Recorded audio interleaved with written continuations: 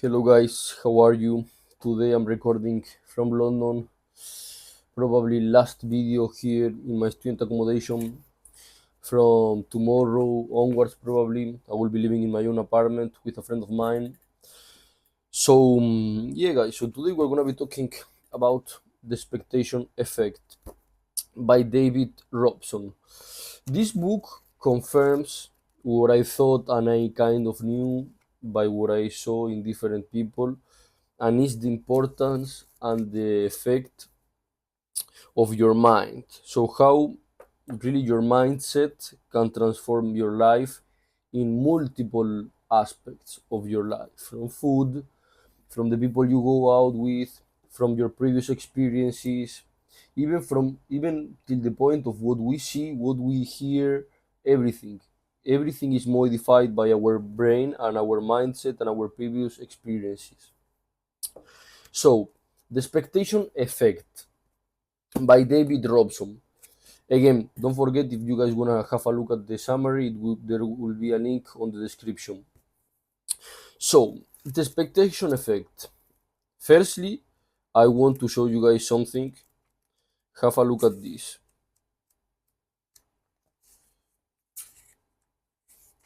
I'll put a picture. Have a look at this. What can you see? Are you able are you able to see something in this image here? I don't know. But now look at this.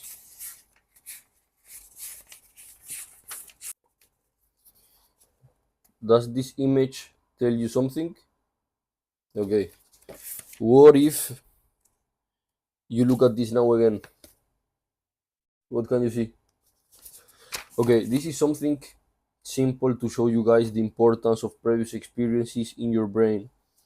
Probably if I show you this image in 1 year time, you will still recognize the English bulldog right here wearing a cap.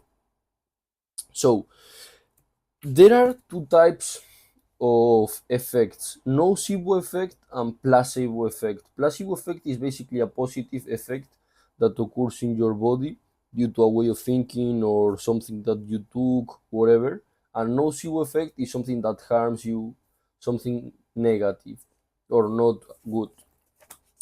So I'm gonna so for example, as the brain, as the mind um, adapts to previous experiences. I'm gonna give you an example for you to understand till what point the brain and the mindset is so strong. In World War One and World War Two, when soldiers went to war and they got injured, they had their limbs blown off, they were injured, highly injured, and they got picked up by the doctors. Sometimes they didn't even need morphine, like, due to two reasons. Firstly, they because as there was a lack of morphine, there wasn't enough for all of the soldiers that had to be operated. They used to play with their mind, so they used to maybe put a saline, water saline, into their body with an injection. So therefore their brains, they had already they thought that they were having morphine into their body. Therefore the body reorganizes and structures their body um, in order to be as efficient as possible when the morphine enters into the body. However, it wasn't morphine, but the brain was tricked, and they say that to some points they had 90% of the same effect morphine has in their body without introducing anything, just from the process and the strength of the mind. As well, sometimes they say that they didn't even have to inject anything because of the adrenaline that it was produced, because they knew already that they left the war alive, so they were not gonna go back to war. So from this pleasure already of knowing that they don't need to go back to war, the body was automatically producing this kind of self nature natural morphine in their body to not feel pain. So imagine till what point the head can go to, the importance of the mindset. And basically, he talks all throughout the book how and the importance of your mindset in multiple aspects. For example, when it comes to the physical aspect point of view, even food, of course, you can't turn Kinder Bueno or Kit Kat into a tomato just using your brain, but is your brain has a huge role when absorbing nutrients, food, everything. Like if you eat some, I don't know, whatever, some kind of like processed food, not ultra processed, but some processed food, if you think it's very bad what you are eating, the effect that it's going to have in your body is worse than if you think it's super good. Why? Because your body is gonna try to eliminate it. And multiple examples in the same way. As well, a portion of this book emphasizes the fact of how expectations can affect health. Like people, if people expect to feel better after taking some type of medication or a following treatment, they often do due to the placebo effect we were talking before. And on the other hand, conversely, negative expectations can worsen symptoms known as the nocebo effect. Again, with performance, is the same. Your expectations influence performance in areas like sports, academics, and even the workplace. This expecting success can really enhance performance by boosting confidence, motivation, focus. Whereas if you expect failure on the other side, this can lead you to stress and even self fulfilling prophecies of poor performance. That's why sometimes they say as well that low class people and lower levels of the society have harder problems to go up in the society because they've already been uh, they already they got already indoctrinated that their life is that one, that they don't have much to do, so their brain adapts for this type of situations. Same for relationships. When you expect the best from people, this can lead to better interactions, stronger relationships. While if you have low expectations, this can lead to strained connections. Honestly, this book is great, but it talks all the time about the same thing, that is basically the power of your mindset in multiple aspects of your life. So mindset really plays a crucial role when shaping your experiences and achievements. Learning to control your mind. For example, whenever you don't feel that you are enough, that you are not good enough for any of the things that you are doing, you need to work on self affirmation, which is basically identifying the good things that you've accomplished till now. What are you good at? What have you accomplished? And keep pushing your limits forward. Don't get closed with yourself and say, I can't do this. You can. If you really want, you can, but you just need to put the work and start doing things slowly, working on different things, getting out of your zone of comfort, etc. And slowly you will be moving into different things.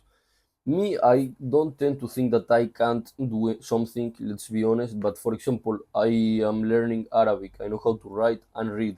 And before I was thinking like, would I be able, blah blah blah, till someone told me, yeah, bro, of course you can do it. And I say, "Oh, actually, you're right. Let me try." And now I'm able to read and write in Arabic, and I'm not a native Arab speaker. My parents are Argentinians, and I was raised in Spain. So try to get yourself out of your zone of comfort.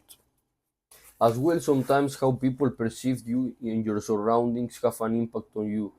They did a study, I think it was in the UK, like in the 1960s, and basically what they did, they tricked the teachers at a school.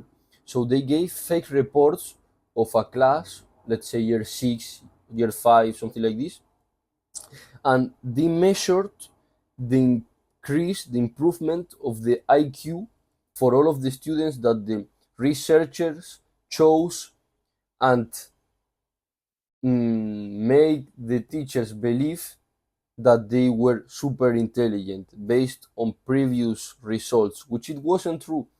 But just by the fact that the teachers thought that these kids had an like they were over the average in terms of IQ, they emphasized more working with these children. They were treated in a different way. Therefore, the IQ level increased exponentially in comparison with other average students that were considered average. And actually, these students were normal students. By simply changing the way people perceive you and treat you can have a big impact on you and the way you act. Because again, your brain takes into consideration previous experiences, your surrounding, everything. As well, something to keep being motivated whenever you need to work on something and you don't really feel like is just thinking what's the reason why you are doing it. Just imagine yourself doing the final thing. For example, me, I'm currently learning and working on the pair, which is like a boat license, which I can drive boats up to 15 meters long and 25 kilometers or 12 miles from the coast. And at the beginning, I was saying, like, would I be able to do this, learn how to read maps, work with all of this stuff? And I say, of course, why not? Let me just try to learn, start, and slowly I will get better with it. And even though sometimes I don't really want to work on it, I just imagine myself in a couple of years or in 1 year time next summer driving my boat, maybe with some friends somewhere in the coast, wherever, and this motivates me to work. So this exercise of imagining yourself with the objective, so you can start working on it. This is related with the purpose. It's really important to have a purpose in order to be efficient and motivated slash discipline. So yeah, so these are some brief examples of how your mind can really transform your life, the importance of convincing yourself and pushing your limits towards your objectives. It's always important to have full control in your mind to achieve what you want. If you have full control of your mind, you can achieve anything for real, anything. You can become football player, you can become anything you want, but your mindset needs to be right. And actually, I feel this on myself. After reading this book, I feel actually that if I put my 100% mindset on something, I can achieve and compete with the best because it's all in your mind. If you are sure that you're the best, that you're gonna make it, you work hard, you do everything you need to do, you can do it. So, The Expectation Effect by David Robson. See you guys next week.